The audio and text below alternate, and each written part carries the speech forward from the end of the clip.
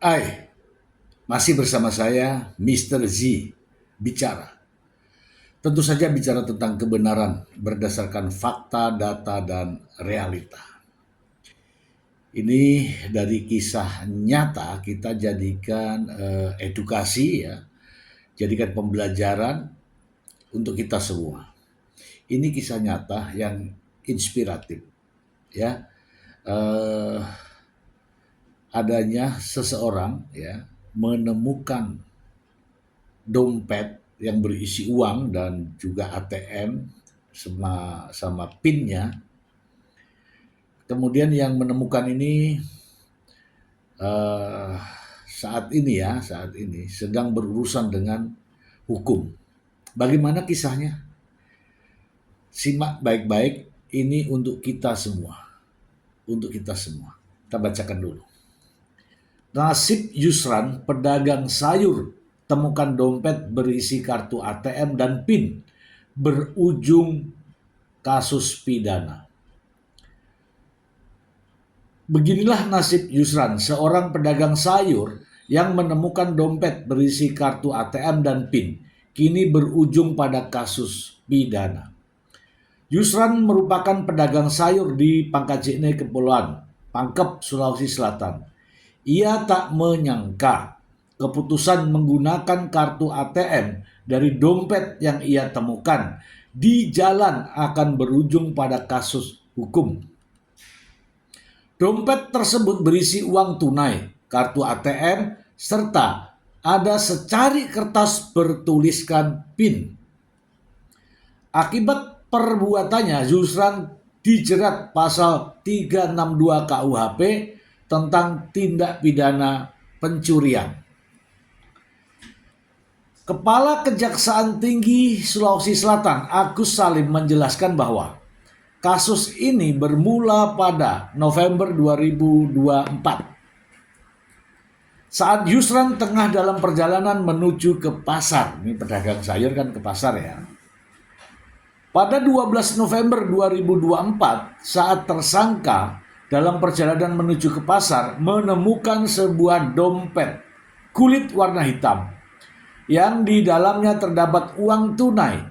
Selain itu, terdapat pula kartu ATM dan sebuah kertas bertuliskan PIN ATM, ujar Agus dalam keterangan resminya.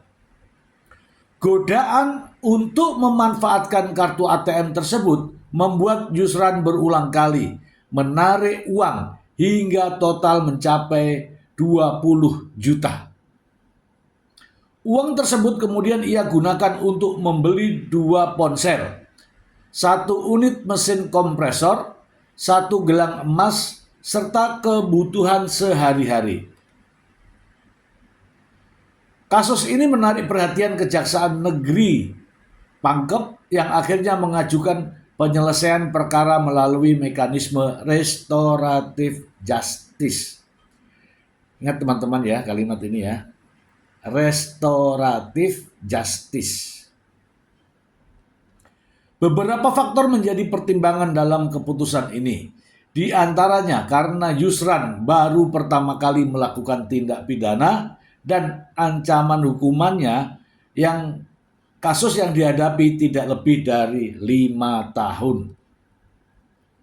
Selain itu, telah terjadi kesepakatan damai dengan korban. Ingat ya, kesepakatan damai. Termasuk penggantian kerugian material.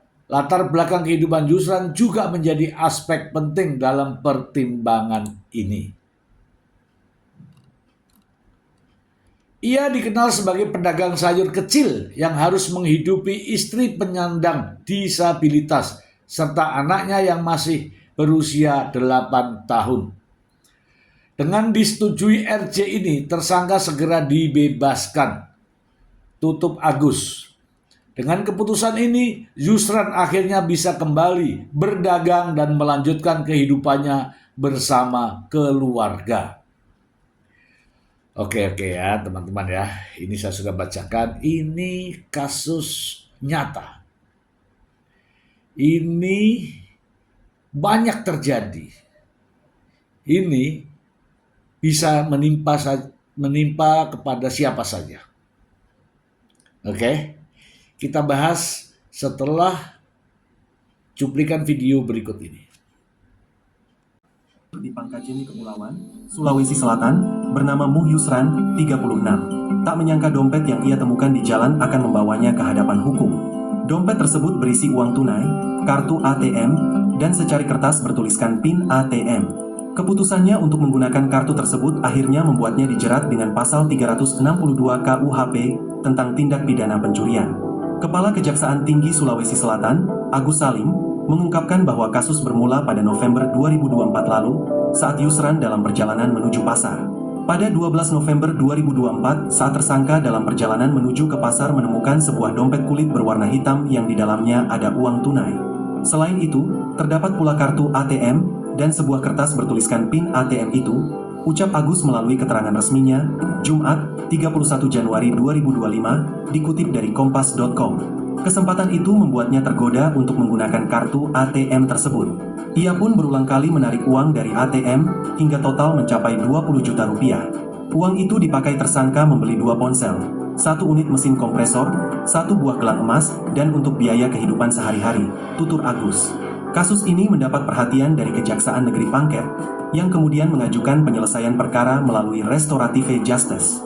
Keputusan ini didasarkan pada beberapa faktor, salah satunya karena tersangka baru pertama kali melakukan tindak pidana. Ancaman pidana yang disangkakan juga tidak lebih dari 5 tahun.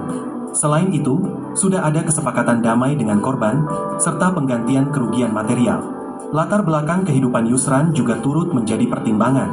Sehari-hari, ia hanya seorang pedagang sayur kecil di pasar. Ia juga harus menghidupi istrinya yang merupakan penyandang disabilitas serta anaknya yang masih berusia 8 tahun. Dengan diterapkannya RJ, Yusran akhirnya dibebaskan dan dapat kembali berdagang seperti biasa. Oke ya teman-teman ya, kita bahas ya satu persatu. Yang pertama tadi terkait dengan eh, menemukan dompet berujung pada pidana.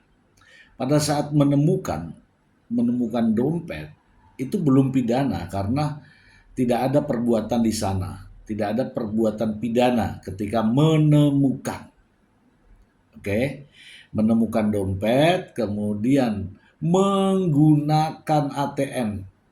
Ya, menggunakan ATM itulah yang menimbulkan persoalan pidana. Walaupun di situ ada ATM dan PIN-nya.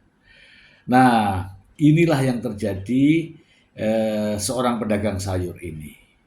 Ya, karena mengambil uang melalui ATM tadi. Itu pidananya di situ. ATM itu bukan miliknya, walaupun dia tahu PIN-nya. Karena dia menemukan dompet, ATM dan PIN-nya. Ingat, pada saat menemukan dompet itu bukan pidana karena menemukan. Alangkah bagusnya ketika menemukan dompet itu dikembalikan kalau ada alamatnya. Kalau enggak ya titipkan ke kantor polisi atau ke bank. Nanti akan dicari oleh pihak bank siapa pemilik ATM ini. Oke. Terkait dengan yang tadi yang saya minta digarisbawahi yaitu restoratif justice. Restoratif justice adalah artinya penyelesaian perkara di luar sidang pengadilan. Oke.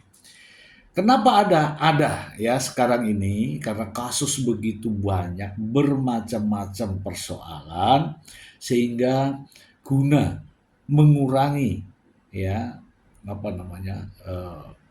persidangan bahasanya ya atau mengurangi banyaknya tahanan di Indonesia ini, alangkah bagusnya kasus-kasus yang ancaman hukumannya ringan, kecil, kerugiannya bisa diselesaikan secara damai. Damai ini artinya adalah RJ, restoratif justice, diselesaikan di luar pengadilan. Boleh, di tingkat manapun bisa. Di tingkat kepolisian bisa. Polisi menilai bahwa ini perkara kecil, polisi akan menyampaikan, alangkah baiknya kalian berdua antara pelaku dan korban selesaikan. Kalau tidak bisa diselesaikan di kantor polisi, di tingkat kejaksaan. Setelah perkaranya dari kantor polisi, dari penyidik diserahkan ke kejaksaan, kejaksaan bisa menyelesaikan RJ ini. Ya, kemudian bagaimana kalau tidak bisa di kejaksaan, di pengadilan? Di tingkat pengadilan pun masih diberikan kesempatan untuk menyelesaikan persoalan ini sebelum sidang. Artinya pada teman-teman semua ya, ini edukasi persoalan-persoalan yang ancaman hukumannya ini ya, tindak pidana yang ancaman hukumannya ringan bisa diselesaikan melalui restoratif justice. Jadi teman-teman bisa menyampaikan ketika di tingkat kepolisian, bisa ngomong, Pak Polisi kalau bisa kita damai. Pak Polisi akan memfasilitasi ya. Nanti juga akan ada yang namanya mediator. Nah, di sini ada peran mediator. Oke. Ada di tingkat kejaksaan. Kejaksaan ya bisa diselesaikan secara restoratif justice. Nanti di sini juga ada peran mediator ya untuk menemukan win-win solution. Ya kan? Di tingkat pengadilan bisa juga ya diselesaikan secara restoratif justice. Itu teman-teman, ini sebagai inspirasi bagi kita semua. Jangan sampai kita ini mudah sekali menghukum orang dengan persoalan-persoalan yang kecil. Dan restoratif justice ini bisa ditempuh dari semua tingkatan proses hukum. Ini pengalaman juga ya, ada di sebuah desa, di sebuah kecamatan, ya kan, dikit-dikit denda, nggak gini, dendanya nggak main-main, ya, ada nih pengeroyokan, ya kan, lukanya mungkin ya penganiayaan lah, lukanya mungkin lebam, bukannya di proses hukum tapi denda, dan dendanya nggak main-main, puluhan juta. Nah ini menjadi pendidikan kita semua, edukasi, dan ini menjadi pembelajaran. Kalau mau restoratif justice, ya jangan mau mencari keuntungan. Artinya ini tadi kasus kerugiannya sudah dikembalikan, ya kan? Kemudian minta maaf, melihat juga latar belakang dari pelakunya itu. Jadi melihat dari situasi kondisi. Jangan langsung memutuskan denda 20 juta. Itu ya ada ya terjadi di sebuah desa yang sukanya itu suka denda-denda begitu. Oke, semoga bermanfaat. Terima kasih.